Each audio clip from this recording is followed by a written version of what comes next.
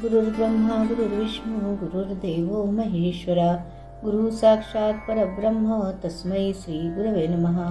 श्री गणेश दत्त गुरुभ्यो नमः। परमपूज्य श्री रामकृष्ण क्षीरसागर स्वामींनी दिलेल्या मार्गदर्शनपर आशीर्वादांचे मी पठण करीत आहे।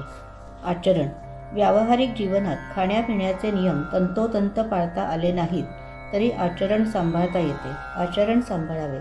देवाने तोंड दिले आहे, मन व बुद्धी दिली आहे।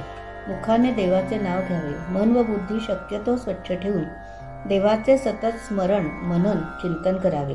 अपवृद्धीपासून दूर राहावे, नास्तिक लोकांपासून दूर राहावे। जसजसे आपण गुरूंच्या सहवासात जाऊ तसे तसे आपोआप बदल होत जातील। दोष हळूहळू गळून पडतात व चांगले संस्कार होऊ लागतात। चांगले काय व वाईट काय आपले आपल्यालाच समजायला लागते। आपण एक एक अवगुण कमी करून शुचिर्भूत होण्याचा प्रयत्न केला पाहिजे। आपल्यासारख्या सामान्य भक्तांसाठी मनावर कडक नियंत्रणाची गरज नाही। उपासना प्रत्येक भक्ताने जरूर करावी, परंतु त्याचा देखावा नको, स्तोम माजवू नये। त्यामुळे मूळ बाजूलाच राहते व कर्मकांडावर जास्त लक्ष राहते, असे होऊ देऊ नये।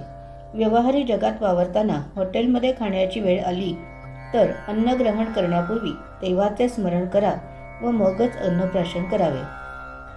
तसेच घरी आल्यावर स्नान करावे, म्हणजे अन्नदोष लागत नाही। मनावर कडक नियंत्रण ठेवल्याने नियंत्रण असेपर्यंतच मन आवरू शकाल, परंतु जसजसे नियंत्रण सैल होत जाईल तसतसे मन उसळी मारून वर येईल।